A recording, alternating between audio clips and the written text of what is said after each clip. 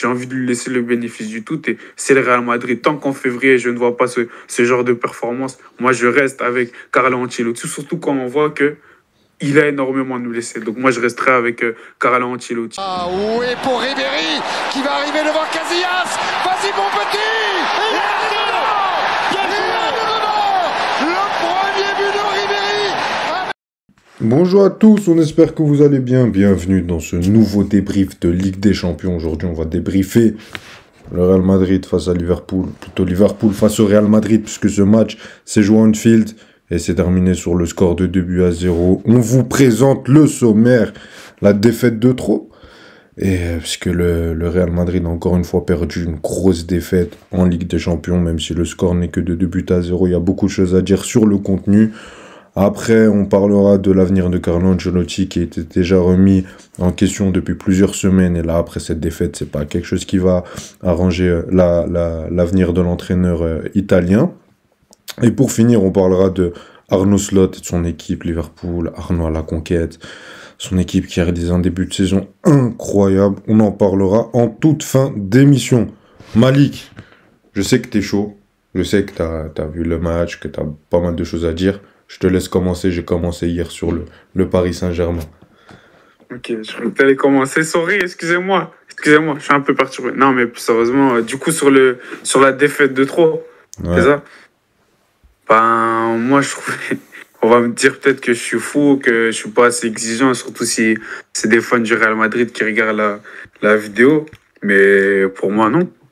Pour moi, non. Pourquoi? Parce que tu jouais contre la meilleure équipe de la saison pour l'instant. Je pense que tout le monde dans le football est d'accord par rapport à ça. Tu joues face au Liverpool, oui, dans le match, dans le jeu, tout ce que vous voulez. T'as pas été, entre guillemets, au niveau. Bien sûr, on pourrait te sortir l'excuse. Ah, mais excusez-moi. Tu veux que je parle d'abord du match ou du Real en général, Ayoub? Comme tu veux, tu fais ce que tu veux. Ok, comme je veux. Ok, bah, je voudrais dire que non, c'est pas la défaite de trop parce que certes, oui, la saison du Real peut sembler, entre guillemets, décevante vu aux attentes du Real. Mais moi, le Real, je vous mens pas que je les juge à partir de février parce que c'est surtout à partir de février que la machine se met réellement en route. On avait énormément de saisons du Real où la première partie de saison, c'était un peu plus compliqué. Et dès que la deuxième partie de saison arrive, ils vont dans un run. Surtout que quand on essaie de contextualiser les choses, je trouve que comme on l'a vu aujourd'hui, un de leurs meilleurs joueurs de la mi-temps pour moi, avec Asensio peut-être, Camavinga se blesse en deuxième. Le défenseur, pardon. J'ai bugué. Se blesse en deuxième mi-temps sur un souci musculaire. Et donc voilà, on a une équipe du Real qui est décimée par beaucoup de blessures cette saison. Vous allez me dire c'est toutes les équipes, c'est pas une excuse, mais ouais, c'est une réalité, ça a quelque chose à mettre dans le contexte qui fait que cette saison peut sembler un peu décevante pour l'instant. T'as bien sûr un Kylian Mbappé qu'on reviendra, je suis sûr, sur toi avec Ayoub plus tard dans l'émission et je lui laisserai le plaisir d'en parler. Donc non, pour moi, je pense pas que c'est la défaite de 3. Je pense pas qu'il faut aller tirer la sonnette d'alarme forcément parce qu'en Liga, tu es encore à proximité du FC Barcelone. En Ligue des Champions, il reste combien? 3 matchs du coup? Ouais, il reste 3 matchs. Je pense que pour le top 8, ça peut être compliqué même si c'est pas impossible au vu des prochains matchs qu'ils ont. Et donc non, moi je pense pas que c'est la défaite de trop. Ok, je te trouve très sympathique, Malik, très très sympathique, puisque pour rappel, le Real Madrid est deuxième de la Liga à 4 points du Barça, je pense, mais avec un match en moins. Mais en Ligue des Champions, ils sont juste devant le PSG, à une place du Paris Saint-Germain. Ils sont 24e avec 6 points, et le PSG est 25e avec 4 points.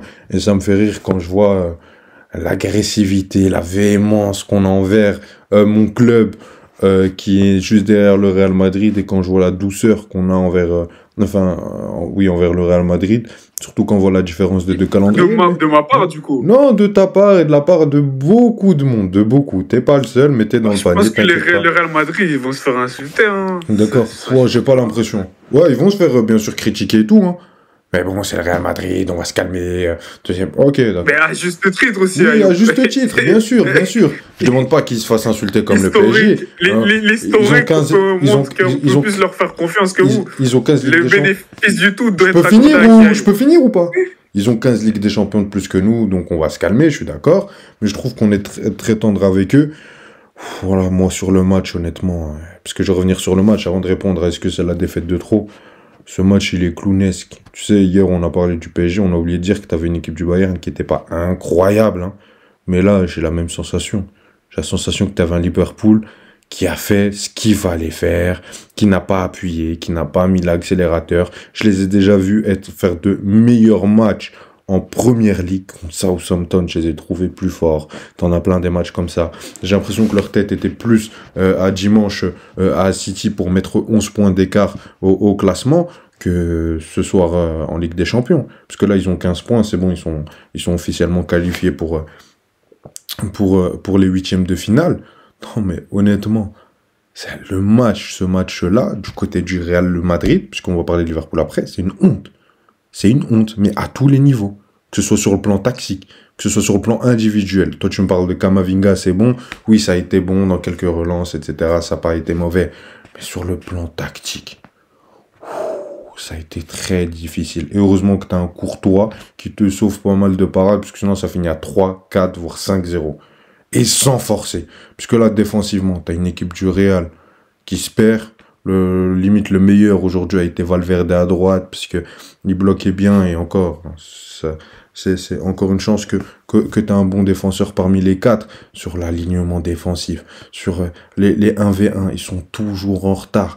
L'espace que tu as entre les deux lignes, mais aujourd'hui, quand on voit le premier but, mais moi, je parlais de McAllister au-delà de son but, mais tout le match, il s'est baladé entre les lignes avec une facilité déconcertante. Quand je vois aujourd'hui le match de Bellingham, qui était censé un peu plus renforcer cette zone, comme dans les autres matchs, qui est quand même à la base un box-to-box, et que je vois à quel point il l'a fait traîner. Malik, c'est le Real de Madrid. Bien sûr qu'on l'attend en deuxième partie de saison, si ça se trouve, on l'a gagné cette saison. On est censé avoir plus de... Allez, on est censé être beaucoup plus critique envers cette équipe. Surtout quand je parle de la défaite de trop, ils ont perdu face à Milan. Et à Milan, c'était pas la meilleure équipe de la saison. Ils sont 7e en Serie A. Fonseca est très critiqué. Reinders, il s'est amusé aussi dans ce milieu de terrain-là. Offensivement, t'as rien proposé. Déjà, quand je te dis t'as rien proposé, c'est que ton meilleur joueur, c'était Arda Güler, parce que de temps en temps, il te faisait un beau centre, un beau contrôle, il essayait d'éliminer un joueur. C'est le seul qui m'a donné envie d'y croire offensivement pour le Real Madrid. Ah, moi, la vérité. Et encore, non, mais vraiment, je vais chercher, là, parce que je l'aime beaucoup, il est turc, j'aime beaucoup les Turcs, vraiment, là, on rentre dans de l'affection, on rentre même plus dans du football. Sinon, si on parle en termes de football, tu peux être heureux que tu rentres au vestiaire à 0-0, et quand tu vois l'entrée de Liverpool en deuxième mi-temps, ils ont enlevé les crampons, ils étaient en chaussons et continuent à te mettre à l'amende. Et là, moi, j'ai parlé des individualités du Real Madrid, parce qu'il y en a qui doivent se réveiller. Quand je vois le match de Bellingham dimanche contre les Ganes, son match, il était stratosphérique. Mais là, on l'attend dans ces matchs-là. Quand Vinicius n'est pas là, et on va pas lui mettre de pression, il est encore jeune. Hein. Mais l'année passée, pourquoi je donnais plus le ballon d'or à Vinicius et pas Bellingham, comme beaucoup? Parce que Vinicius, dans les grands matchs, c'est son équipe, il l'apporte. Bellingham, j'ai pas encore ça. Et là, aujourd'hui, je le voulais. Parce que moi, c'était pas Mbappé que j'attendais. Lui, j'arrive. Mais j'attendais beaucoup plus un Bellingham, on l'a pas eu. Au milieu de terrain, à un moment, il va falloir faire des changements, il va falloir que Florentino Pérez prenne des décisions fortes dans son recrutement. Parce que Modric, c'est un cadavre. Au milieu de terrain, Camavinga, j'ai toujours pas... Même si c'est un... Camavinga, c'est un joueur extraordinaire, on est d'accord. Mais j'ai toujours pas une saison référence de Camavinga. Tchouaméni, heureusement qu'il est blessé, parce qu'aujourd'hui, les catastrophes qu'il t'aurait fait au milieu de terrain, on est sérieux. Et pour parler, bon, la cerise sur le gâteau, je sais que tout le monde attend que ça, on s'en fout du match. Non, mais Kylian Mbappé. Non, mais honnêtement, je rigole, excusez-moi, supporter du Real, je vous promets que c'est pas pour me moquer de vous. Mais qu'est-ce que c'est drôle. Et on vous avait prévenu, hein. Je vous l'avais dit. On avait fait un réel où je disais que ça allait être un flop. Les gens ont dit non, mais Ayoub, il a pété les plombs, il regarde le foot sur Gulli, va parler de golf, tu critiques pas le meilleur joueur du monde. Il est nul. Il est nul, les gars. Et quoi, c'est quoi le problème aujourd'hui? Il a bien joué à gauche. Il a joué en tant qu'ailier gauche, non? C'est son boss préférentiel. Ok. En face, c'était qui? C'était Cafu? C'était Kyle Walker? Ah non, c'était Connor Bradley. Remplaçant d'Arnold. C'était pas Alexander Arnold. C'était Connor Bradley. C'est meilleur défensivement qu'Arnold. Mais bref. Ah ok, d'accord. C'est une excuse.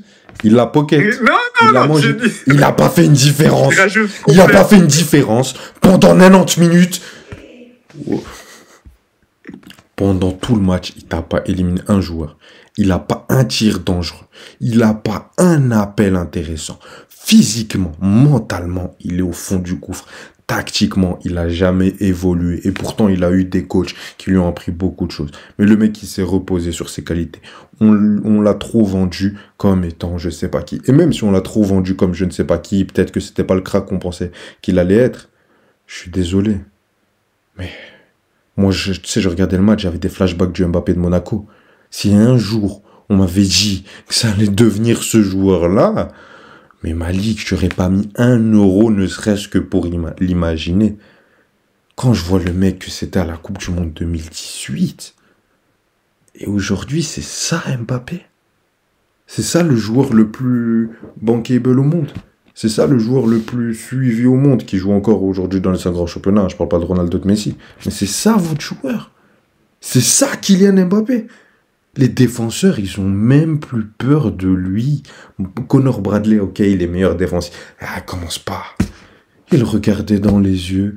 Il avait rien. Et encore, tu sais, le Real, là, c'est même pas encore le Real qui va provoquer, qui va te faire quelque chose de dangereux. Vasquez, il était dans la surface.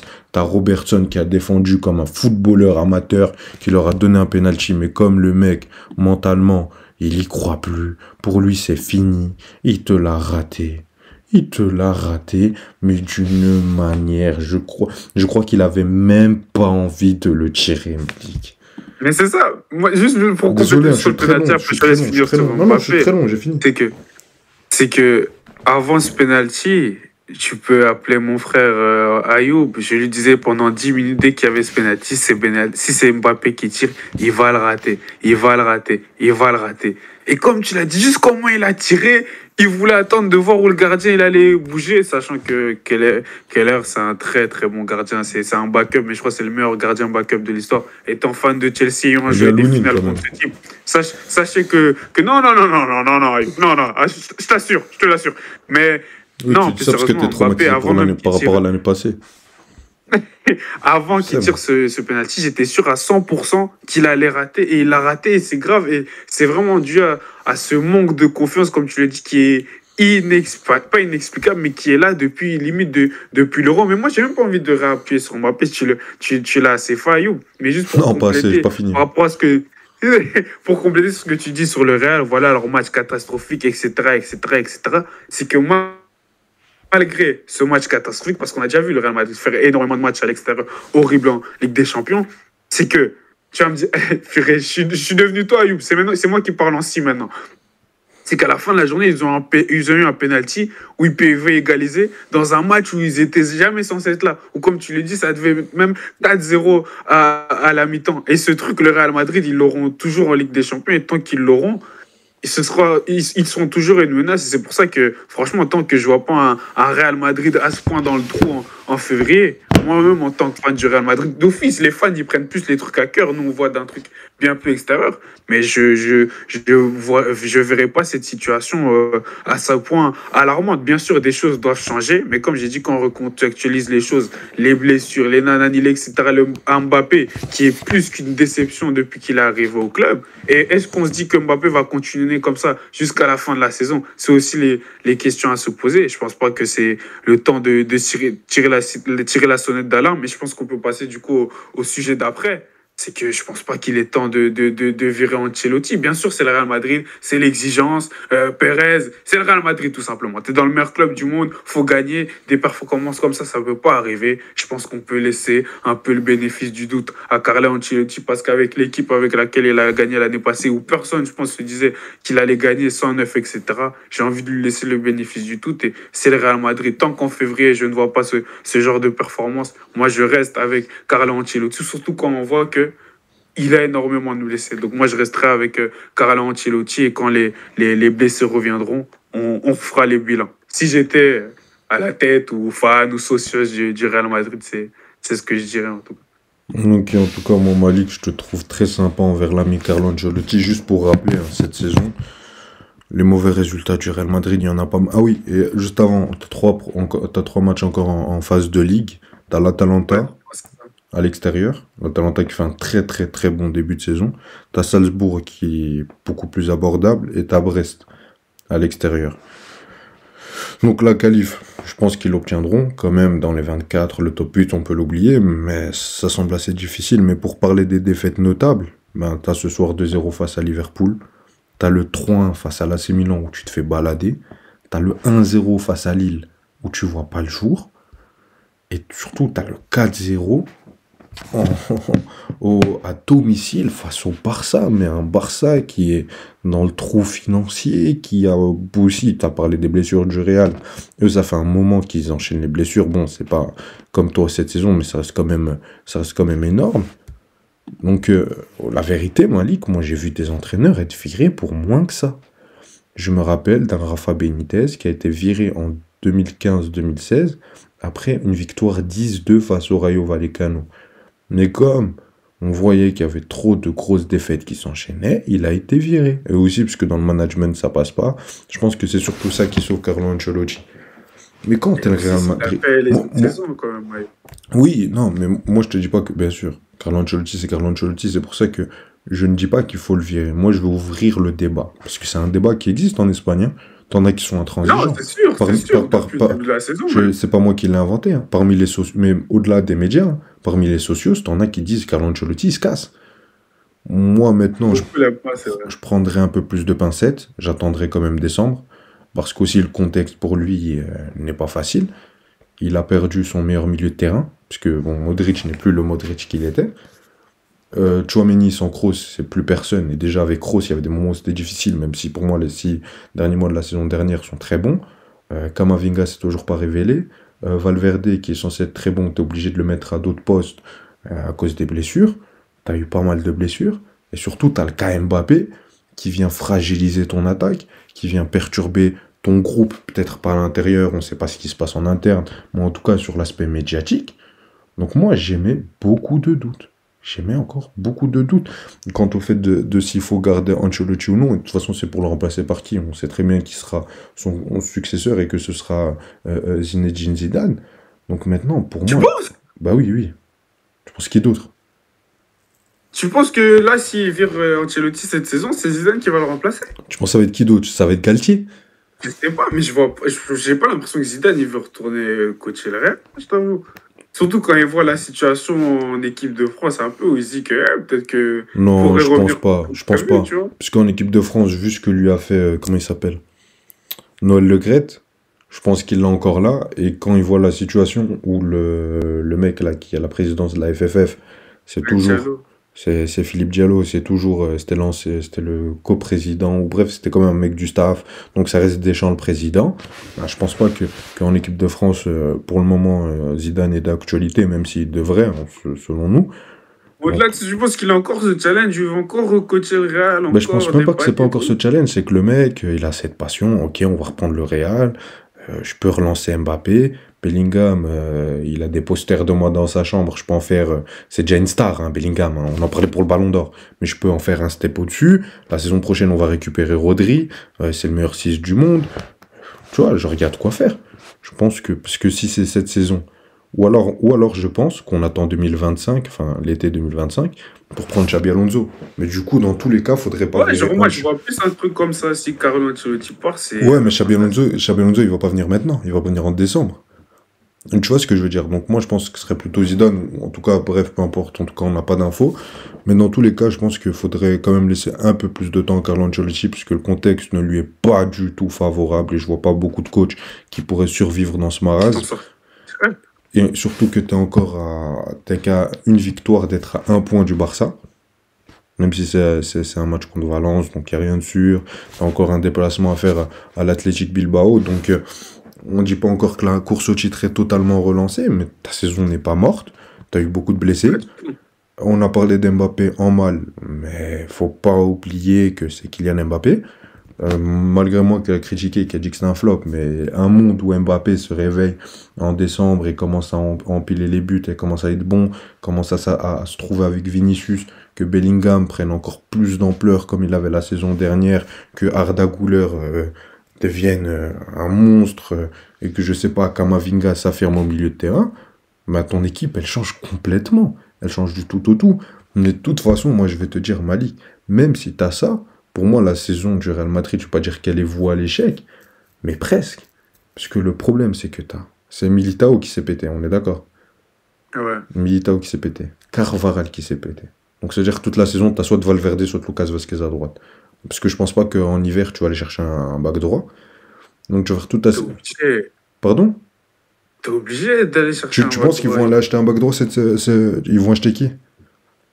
Pas un prêt, ils peuvent trouver un prêt. Ok, d'accord. Cancelo. Moi, je pense qu'ils vont pas aller en prendre, honnêtement. Je pense qu'ils veulent Arnold en été 2025. Ton milieu de terrain, il est mort. Après, si Tchouaméni, Kamavinga pète un câble, et même, est-ce que c'est suffisant aujourd'hui? Modric, ce n'est plus que l'ombre de lui-même, ça fait un moment qu'il doit prendre sa retraite. Et devant, t'as toujours pas de solution, t'as toujours pas de neuf. Donc pour moi, cette saison, si t'arrives à gagner la Liga, mais ce serait un exploit de malade mental. Et on devra tirer 20 000 chapeaux à Carlo Ancelotti. Encore plus la Ligue des Champions, quand je vois, après en Ligue des Champions, c'est qui les vrais concurrents? Pour moi, les deux meilleures équipes cette saison, c'est Liverpool, l'Inter. Peut-être que grosse équipe que je vois pérenniser ces résultats-là, c'est les seuls. Donc pour moi, Carlo Ancelotti, il faudrait le garder, puisque tu peux pas, à part si tu sais que tu peux prendre Zidane en décembre pour te faire les 6 autres mois, pour avoir un déclic, pour aller chercher quelque chose. Mais le problème, c'est que là, tu as eu beaucoup de blessés, tu as un manque de doublure dans cet effectif, tu as le remplacement de Kroos qui n'a pas été fait, tu as un neuf que tu toujours pas parti aller chercher, et en plus de ça, tu es venu ramener Mbappé, qui t'a foutu la merde dans ton attaque. Donc pour moi, la saison, elle est fichue. Non, je dirais pas juste là. Je pense que réellement une Liga, elle est plus encore envisageable, plus qu'envisageable encore avec ce Barça-là. Pour le Real Madrid. Mais justement, ce Barça-là, il ne faut pas oublier que leurs 2 derniers matchs avant leur victoire contre Brest, là, ils n'avaient pas gagné. C'était un nul et une défaite contre la Société. À part la défaite contre la Société. Je trouve qu'il est encore pas fragile, mais il est clairement imbattable. Si le match retour, c'est ça qui sera incroyable en plus dans cette Liga, c'est que le deuxième Classico sera vraiment en fin de saison et ça pourra réellement décider le titre vers les dernières journées. Donc je trouve que ce sera très intéressant de voir ça. Moi, je pense réellement pas que ce Barça est loin devant. Je ne vois pas le Barça comme Liverpool actuellement. Ouais, je suis d'accord. Je suis d'accord, mais honnêtement, d'un point de vue ah ouais, ce sera la 35e journée. Ouais, tu vois, ce sera vraiment... journée. Ouais.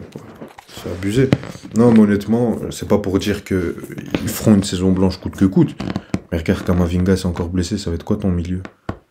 Tu vas mettre qui? Je vais mettre Ceballos, Modric. va rentrer pour parler du match un peu plus. Ceballos et Modric. Il faut trouver des notes positives du match du Real, c'est que Ceballos est bien rentré. Je sais pas si tu veux encore parler du match du point de vue du Real ou si on passe à Liverpool. Non, pour moi c'est bon, on peut passer au Reds. Je trouve juste que j'en ai pas assez dit sur Mbappé, mais c'est pas grave, Il y aura encore d'autres opportunités. On peut en Real si tu veux, Ayoub, ça va. Non, il y aura encore d'autres opportunités. Mais bon, on va passer au dernier point du sommaire. Arnaud à la conquête. Arnaud Slot, qui est leader de Première Ligue, qui est la seule équipe Pourquoi Arnaud Ayoub? Excuse-moi de te couper. Parce qu'il s'appelle Arnaud Slot. Oui, Arne. Mais pourquoi Arnaud? Ah, c'est pas Arnaud?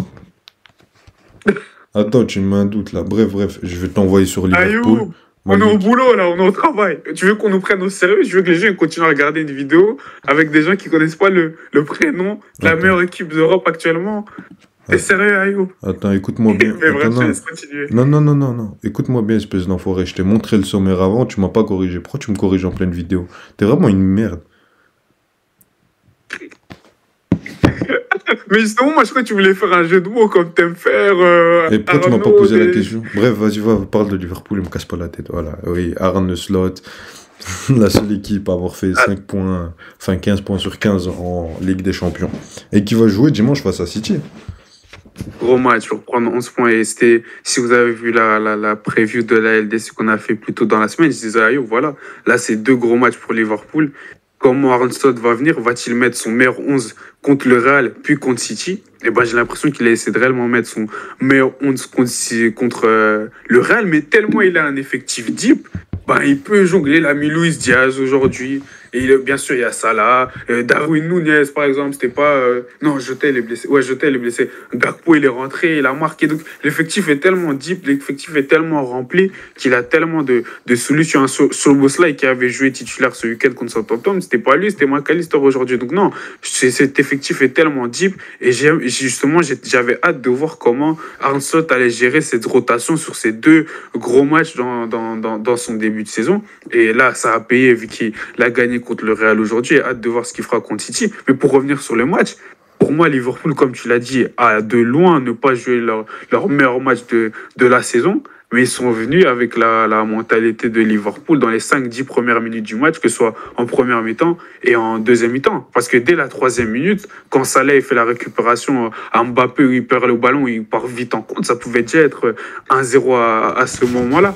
Et donc voilà, ils ont fait ça. Puis le match devient un peu plus équilibré, mais Liverpool garde le contrôle, ils forcent pas trop le jeu, comme tu dis. Je trouve qu'avec Ancelotti, on les voit quand même être par moments assez plus calmes avec le ballon, moins pressés, moins direct, on va dire par moment, mais c'est assez bien géré. Et voilà, je trouve qu'à partir de la 30e aussi avec le public, voilà, c'est ça qui est beau à Anfield, qui les soulève, ils vont se créer des situations, avoir des moments forts. Et en deuxième mi-temps, ils ont fait exactement la même chose, comment ils sont venus dans le match. Et c'est comme ça qu'ils marquent le but, même si, comme tu l'as dit, le but vient d'une erreur du Real où il y a clairement un erreur de placement, un manque de communication entre Bellingham et je sais plus quel défenseur. Je dois revoir l'image, excusez-moi.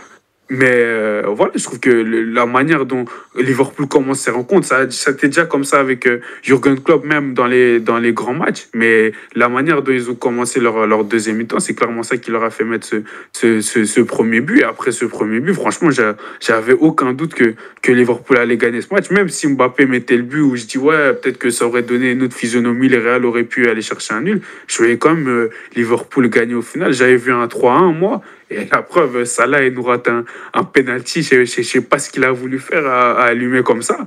Mais non, cette équipe de Liverpool, elle tourne bien, elle roule bien et elle a gagné dans Moi, j'ai une théorie sur différentes Salah. typologies de match.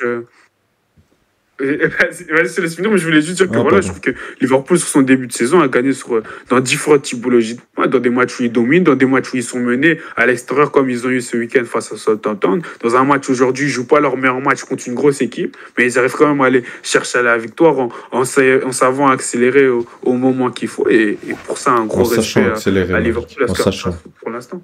En sachant accélérer. Pas en savant accélérer, s'il te plaît. Fais un effort. Oh, pardon, C'est pas grave. C'est pas grave. C'est pas grave. Non, mais moi, j'ai une théorie sur Mohamed Salah. Dis-moi. Il est traumatisé par le Real Madrid et par Thibaut Courtois. Non, mais je le pense vraiment. Quand il tire son penalty, il pense aux arrêts en 2022. Non, mais le mec, il est... Non, mais plus sérieusement, pour revenir... je sais pas ce que je peux dire de plus que toi. Je suis absolument d'accord avec tout. Et pour moi, Liverpool est la meilleure équipe de cette saison. Et voilà... J'apprends rien à personne. En tout cas, tout suiveur de football de cette saison, de son grand championnat, c'est l'équipe la plus impressionnante sur l'aspect défensif, sur le pressing qui te met et dès qu'ils récupèrent la balle, ils te tuent, ils te font trop mal.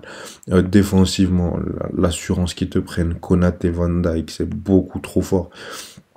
Pourtant, aujourd'hui, t'as Robertson qui aurait pu te tuer le match, tout seul, hein, parce que vraiment, à la fin de Vasquez... C'est Vasquez qui fait une feinte. Je l'ai vu 46 fois depuis que je suis petit. Et il nous apprend rien, le pote. C'est vraiment qu'il a défendu comme un bleu. C'était honteux. Heureusement que c'est Kylian Mbappé qui tire le penalty. Mais sinon, j'ai rien à dire sur ce match.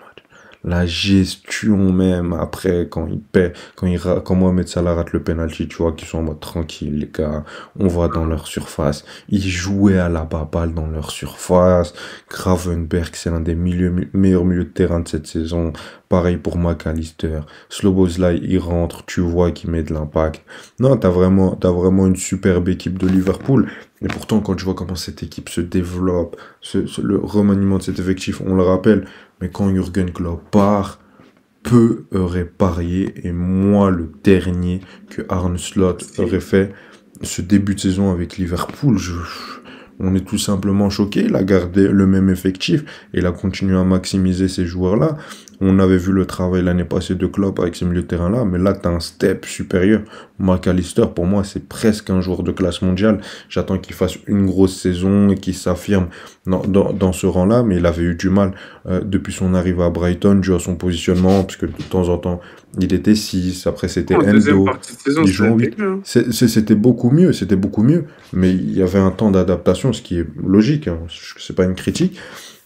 Et là, tu vois que c'est bon, c'est son équipe, c'est son milieu de terrain, il est chez lui, il fait ce qu'il veut. Même, il a rendu Darwin Núñez fort. Il a relancé encore un Luis Diaz qui relance la machine. Sur certains matchs, j'ai l'impression de voir le Luis Diaz de 2022 quand il est arrivé dans les 6 derniers mois. Mohamed Salah, la machine que c'est, non, franchement, c'est la meilleure équipe. Dans les momentum de l'autre équipe, défensivement, ils tiennent, ça leur fait rien, ça leur passe au-dessus de la tête, ils enchaînent les clean sheets ou quand ils prennent un but. Offensivement, ils te tuent, mais d'une manière, à chaque fois que tu fais une erreur, et aujourd'hui, le match d'aujourd'hui n'est pas une bonne synthèse de ça. Dans les ressorties de balles, c'est la meilleure équipe du monde. Aujourd'hui, ils nous ont montré que s'il faut garder la balle dans ton camp, ils peuvent le faire et récupérer la balle en un claquement de doigts. Honnêtement, qu'est-ce que tu veux de plus? Et petite balle perdue au PSG. T'as parlé de Keller, ouais. Je sais pas comment il s'appelle. C'est drôle de voir une équipe qui a 2 grands gardiens, quand certains clubs n'arrivent pas à en avoir qu'un seul. En tout cas, honnêtement, chapeau à ce Liverpool-là. J'espère honnêtement, je suis pas fan de Liverpool, hein, mais je suis fan de ce qu'ils sont en train de faire cette saison, qui vont aller chercher, peut-être pas la PL, mais soit de la PL, soit de la Ligue des Champions, qui nous fassent rêver jusqu'au bout. Et en tout cas, moi, chaque week-end, quand je regarde le programme des matchs, Liverpool, je le coche. Je sais que je vais regarder le match. Et ça, c'est fort. Et surtout, et dernier point, je suis désolé, je suis assez long, mais je me rappelle qu'il y a quelques semaines, on regardait le calendrier de Liverpool. Je parle des médias en général, des suiveurs de foot. T'avais un enchaînement Chelsea, Arsenal, bon là il y aura City, Southampton, une autre équipe que j'ai oubliée. En Ligue des Champions, Bayer Leverkusen, Leipzig, le Real. Ils ont pris tout le monde. Ils les ont tous tordus en deux. On pensait qu'ils allaient pas. On s'est dit comment ils vont passer ce calendrier. Ça va être une mauvaise phase. Ils vont perdre trop de points. Ils doivent enchaîner Ligue des Champions, Première Ligue. Ils ont géré les deux à merveille. Et là, il leur reste un mois de compétition. Bon, là, il n'y a pas de trêve en Angleterre. Tu auras le Boxing Day. Oh ouais, il n'y aura pas de trêve sur la Boxing Day. Ouais, c'est vrai, j'avais oublié. Mais là, dimanche, déjà là, en Ligue des Champions, ils vont finir premiers. Ils vont prendre une équipe du fin fond des playoffs. Bon, ça peut être le Real Madrid si le classement ne bouge pas. Ce qui ne les avantagerait pas non plus, n'abusons rien. Mais les mecs, là, ce dimanche, on fera une vidéo preview vendredi et un débrief lundi prochain. Mais ces mecs-là, ils peuvent te mettre une distance de 11 points face à Manchester City. 11 points. C'est fou, c'est fou. Moi, juste pour rajouter sur Liverpool, Ayoub a dit, voilà, il n'est pas fan de Liverpool. Il va pas dire forcément qu'il veut les voir gagner ou quoi que ce soit. Mais moi, clairement, en tant que fan de Chelsea, si Chelsea gagne pas l'appel, j'ai envie que ce soit Liverpool. Je sais pas pourquoi, depuis que je suis petit, j'ai toujours aimé le club de Liverpool d'une certaine manière, même étant fan de Chelsea, même quand c'était Torres, même quand ils ont fait des 30 ans sans gagner de première ligue. Je sais pas, j'ai toujours aimé Liverpool, leur stade, le public. Tu vois, l'atmosphère de match qu'on avait aujourd'hui, c'est ça l'atmosphère d'un match de foot, on le vit, excuse-moi. Moi, si hier, j'ai pas assez ressenti ça, et c'était pas dû forcément qu'au PSG parce qu'on était à l'Allianz Arena, mais c'était un match un peu bizarre, etc. Mais non, aujourd'hui, c'était vraiment un super match à voir, et l'ambiance du public, la passion du public, quand Conor Bradley fait son tac, t'as tout le public qui se lève, qui crie, come on, etc. Donc non, franchement, Liverpool, j'espère qu'ils seront récompensés d'au moins un trophée cette saison, si c'est pas Chelsea qui gagne la première ligue, évidemment. Ok. En tout cas, vous dites-nous ce que vous avez... T'as fini, hein? Ouais. Ok, vous dites-nous ce que vous en avez pensé de ce match. N'hésitez pas à liker, vous abonner, activer la cloche. Si vous voulez plus de débriefs comme ça, dites-le nous en commentaire. En tout cas, prenez soin de vous. Un grand merci à toi, Malik. T'es le boss. Merci à toi, Yo. Ciao.